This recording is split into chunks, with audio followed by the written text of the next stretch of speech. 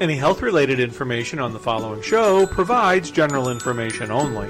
Content presented on any show, by any host, or by any guest should not be substituted for a doctor's advice. Always consult your physician before you begin any new diet, exercise, or training program. And thank you for listening to the Whole Care Network. Welcome to Healing Ties on the Whole Care Network. On Healing Ties, we're creating a life to love after caregiving ends by sharing stories and resources and being with awesome people like you. Now that caregiving has ended, let the Healing Ties begin. Here's your host, Chris McClellan, the bow tie guy.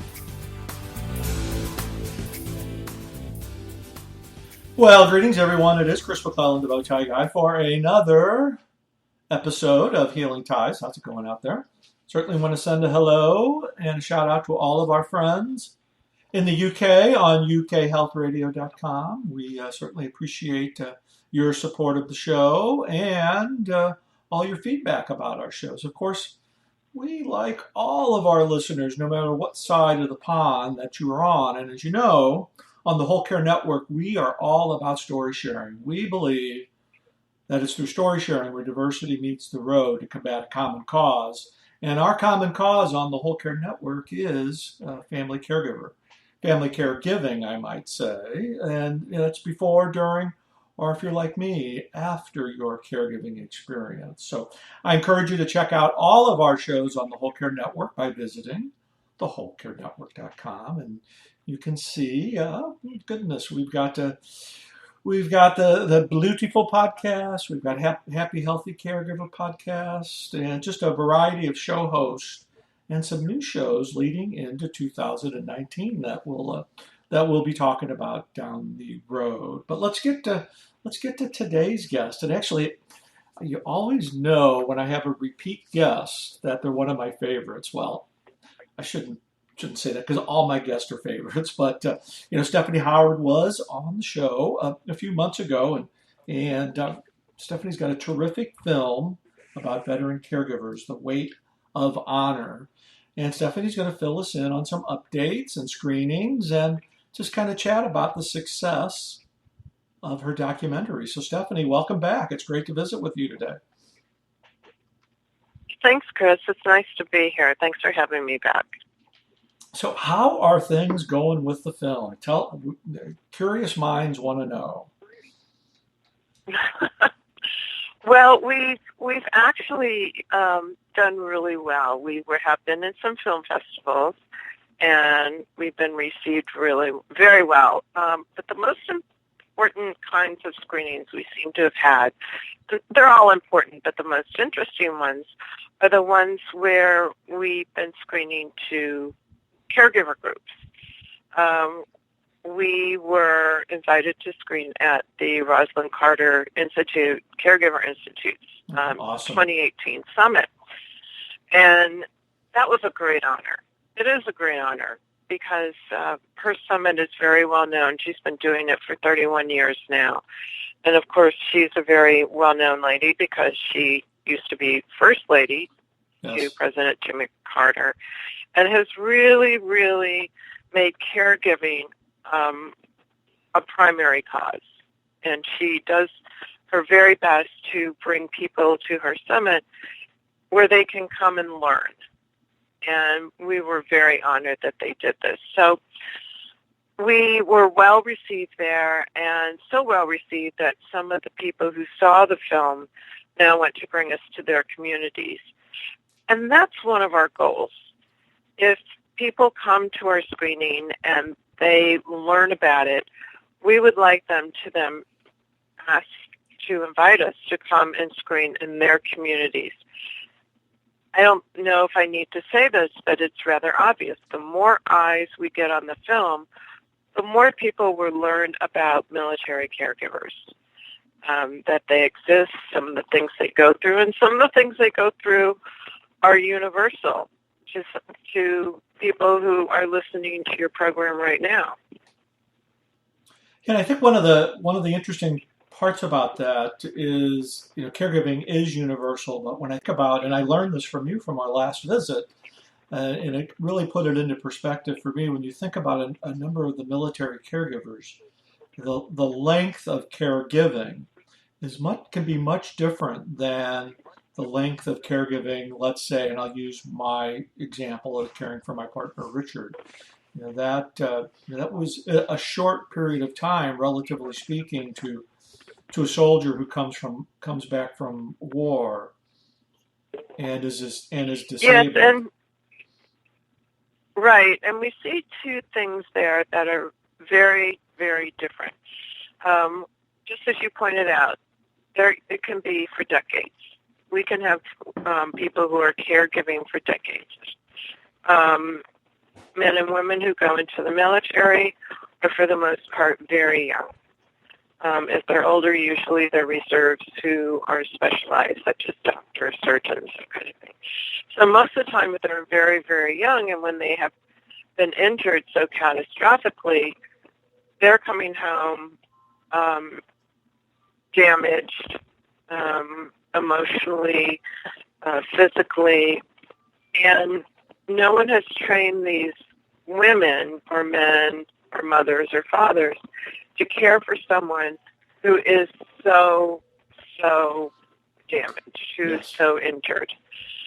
And so that can go on. That's a situation that will go on for decades, which is something that we need to consider in the U.S. through our Veterans Administration, because this is something we're going to have to fund throughout their lives.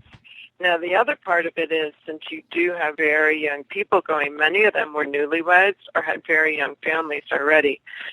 So we're seeing a unique population of young children, of families that are trying to cope with this kind of situation, with this level of caregiving. Now, what's going on with these children, we're starting to study that. How is that going to impact on the way they raise their own families? Right. We won't know that for a few decades. Right. So those are situations that are unique to what you will talk about generally with caregiving. And there's so many parallels, but one of the words that the descriptions I've been using lately, and I'd be interested in your feedback on this, is that suddenly you're a caregiver.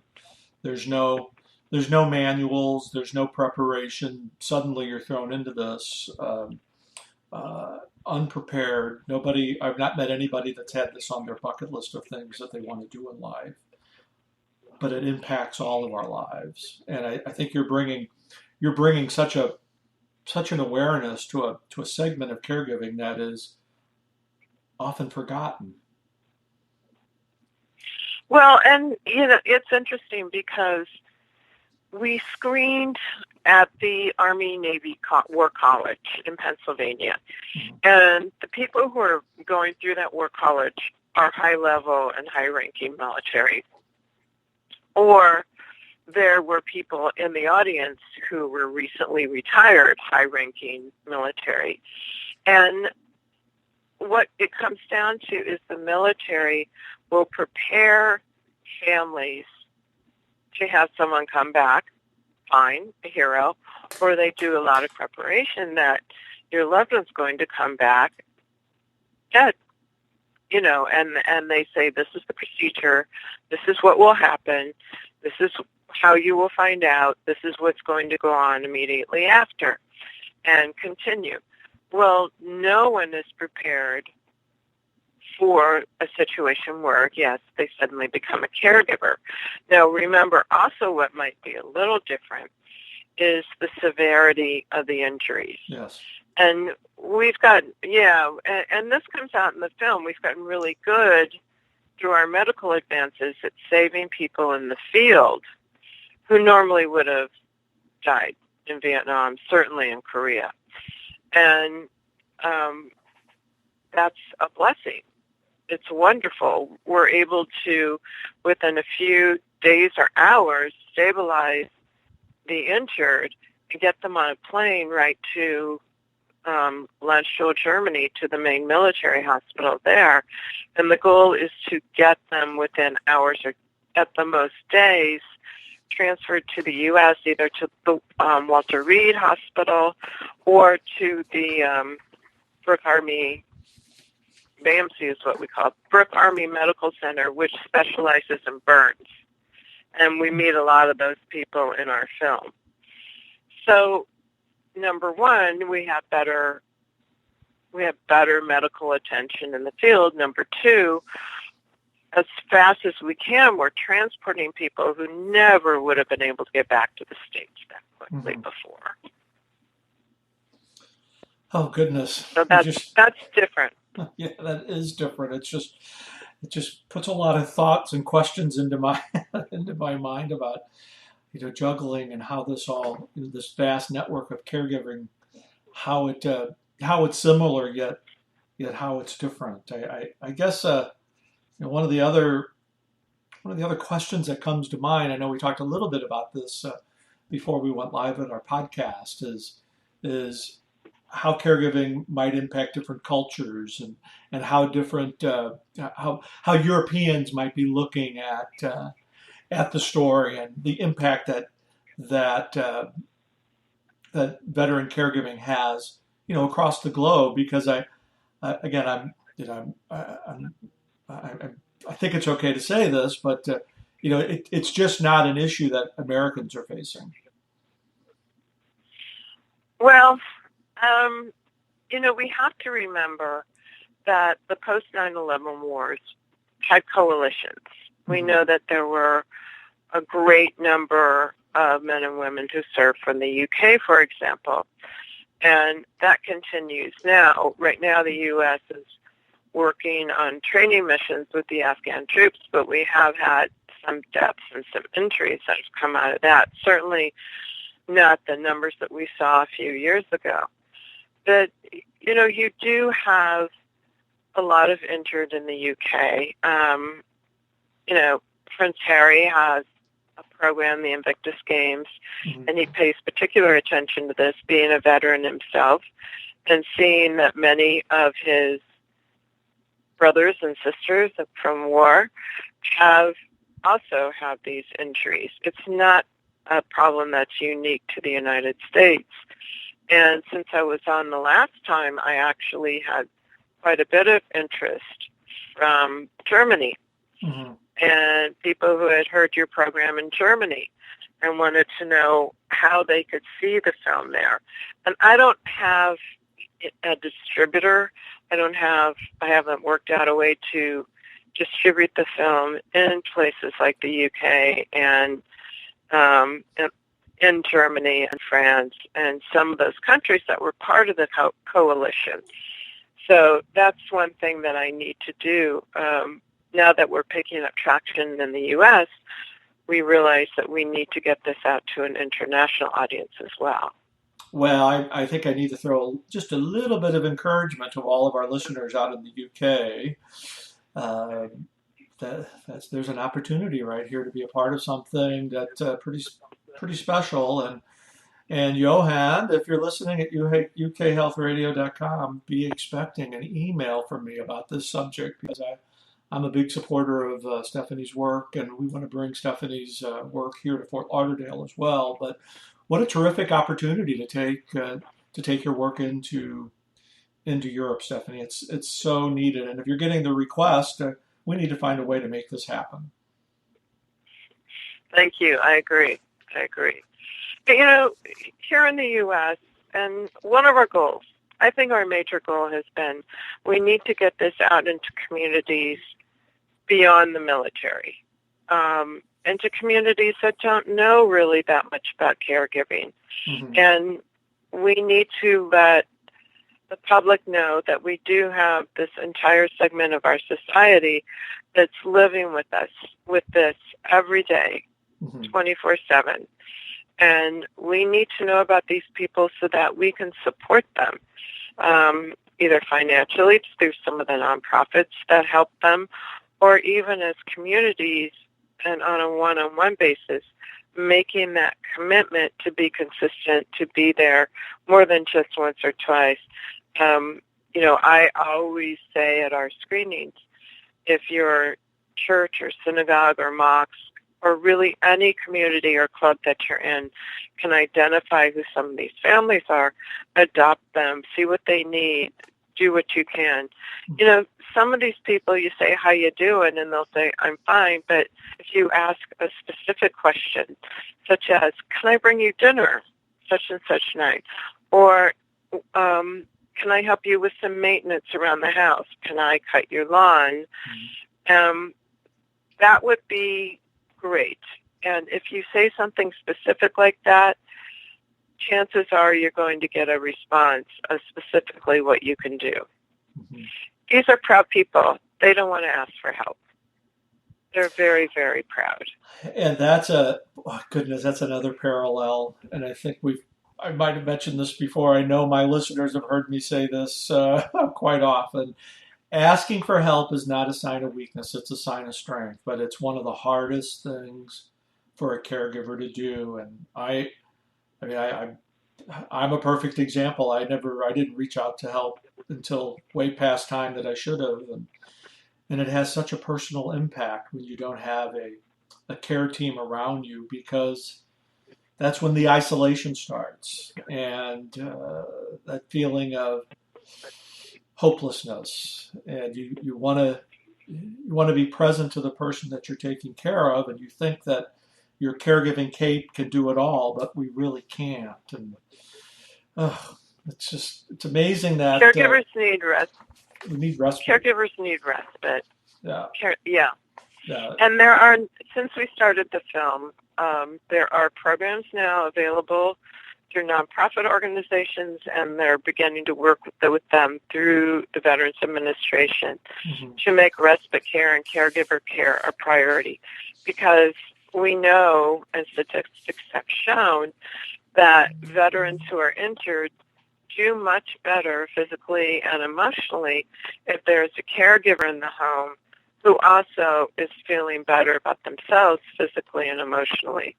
If it weren't for those people at home, the health system would just be bogged down. There would be no way to be able to help them. Right, and it's so important to have a companion or a friendly visitor, and this will be new information for all my listeners. I hope you don't mind me plugging something that I'm doing in the middle of our podcast, but I just was asked recently to take on a position with the South Florida Institute on Aging as their coordinator of caregiving programs. And one of the main purposes of this program is to have volunteers who go out and be friendly visitors and companions to isolated homebound for caregivers and their care partners, especially those military folks who are in need of a friendly visitor. So we're starting to see change through the vast network of caregivers where there is some help out there, and you're bringing tremendous awareness to why this is so important. Right. Thank you. And one of the things we bring up in the film is that the relationship between the caregiver and the wounded vet needs to be maintained. Mm-hmm. If it's a wife and a husband, they need to have that romantic part of their relationship nurtured and salvaged, and not make it look like a husband who has a nurse. You just want to let that happen. Right. So there's a concerted effort to say, okay, let's take the kids. If a friend can take the kids, give them a night where they can go to a movie or have dinner together or something like that. Those things can go a long way. Mm-hmm. And the main thing, I think, is to make their lives as normal as possible. Right, because I'm sure you understand that. Yeah, caregiving, it really has an impact on relationships, and it can have a positive or negative, but it kind of comes back to communication and wants and needs. And when we can have these open communications about it, then it makes an already difficult situation just a little bit easier. Exactly.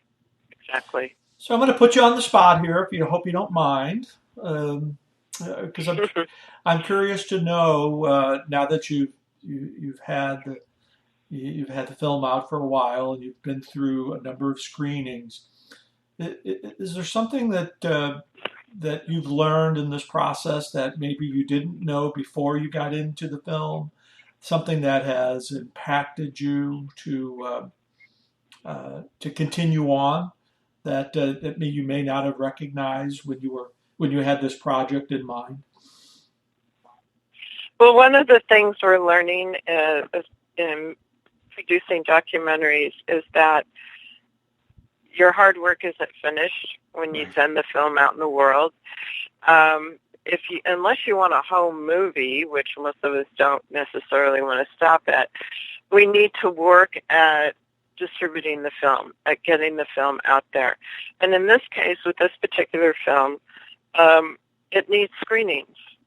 We have found that the reaction has been so profound, and people want to know what they can do, and also people who are caregivers and their partners who've been to screenings. It really touches home, and I thought, well, they wouldn't be interested. It would be like preaching to the choir that they already know about this. No, it gives them a sense of validation that what they've been going through isn't so unusual, and it is important. And the information we provide in the film also, that we recognize that they are special and they need some help. That has been great. And the interest in the film from those groups has been wonderful. And then those groups have gone ahead. In fact, we have a screening in Kansas City in January of 2019 where it's a caregiver group, but it's open to the public, and they're working very hard to get people from local government, to get people from local communities, from healthcare workers to come and see the film so that they can bring the information back, and also it can perhaps move them to take action. Mm-hmm. So those are some of the things I've learned, and it's a lot of work. It's a lot of work to get the film out there. But what you're doing is not only needed, but it has to be very rewarding too, Stephanie, to know that you're having quite an impact on the lives of caregivers, especially veteran caregivers. And goodness, what are your future screenings? Would you like to share? Feel free to share any upcoming events that you have with the film. Well, we were really busy in 2018. Interesting thing is we've had some closed private corporate screenings come out of some of these other screenings we've done, where corporations have come to us and said, we want to show this to our staff. Some of those would be terrific. I mentioned the one in Kansas City that's coming up. And we've had interest in other areas that, around the holidays, it's hard for anyone to work and really get things set up. There will be another one the beginning of February, also in the Kansas City area. Mm-hmm. And this is to a private nonprofit group. Okay. And we also are talking to some of the larger organizations that have annual meetings, national meetings. And right now, I can't say what those might be, but we're talking to them about getting on their program. Maybe they meet for a couple days and they have limited time on their programs, and they have to decide, well, block out a section for a 50-minute film. But also, it's really important that whoever screens the film leaves time for a question and answer panel afterwards, mm-hmm. because this film raises a lot of questions, and it doesn't do well just to be shown in a vacuum. No, Does that make sense? it makes perfect sense, and I'm certainly going to be a champion here in the Fort Lauderdale area to have you a part of our some caregiving symposium in 2019 in the summer, because that what I would see would be a screening and a question and answer the evening before the symposium, and then a follow up with the symposium on the next day. There's a number of ways we could do this, but I'm going to champion this cause here in Fort Lauderdale for you in 2019. That's wonderful, Chris. Thank you.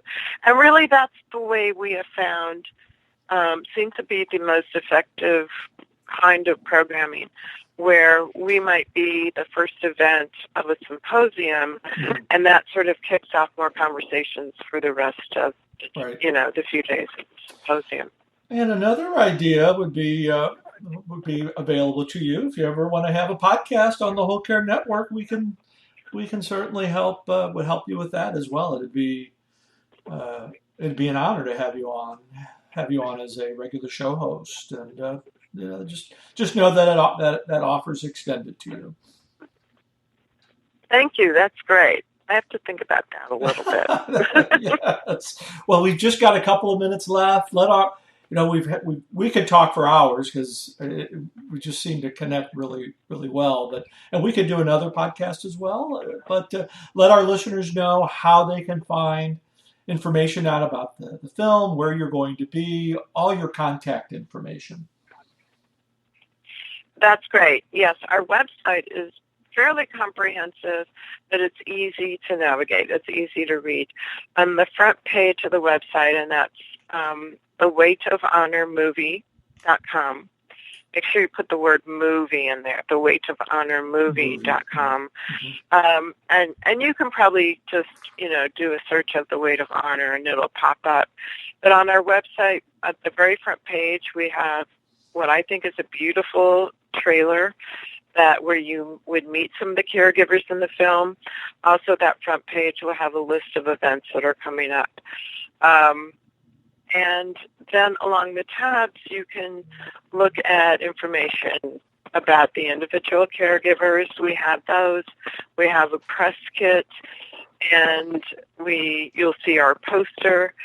And one of the things we have is a resources page that is by no means comprehensive, but there are a lot of different ways people can help.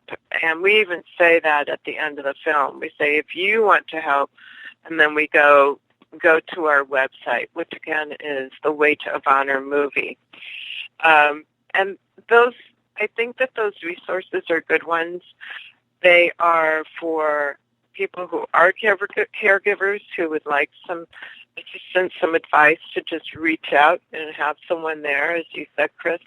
But also organizations that would love to have monetary donations so that they can continue their work in the caregiver space. Mm-hmm. Well, goodness, Steffi, it's great. It's great having you on the show again today. I look forward to connecting with you again, and through the work that you're doing through The Weight of Honor. You are certainly someone who's creating healing ties all around us. I can't thank you enough for being on the show, and I'm just really pleased that I have a chance to know somebody like you. Thank you for the work that you're doing. Ditto, Chris. Thanks for having me on, and you're doing great work out there. Well, thank you. Great work. Thank you. Well, that does it for this episode of Healing Ties. As you know, I'm Chris McClellan, the Bowtie Guy. I'm creating a life to love after caregiving ends through radio, writing, travel, advocacy, and being with awesome people like Stephanie Howard. Healing Ties is a part of the Whole Care Network. Check us out online at thewholecarenetwork.com. We'll see you for another episode of Healing Ties real soon. Bye-bye.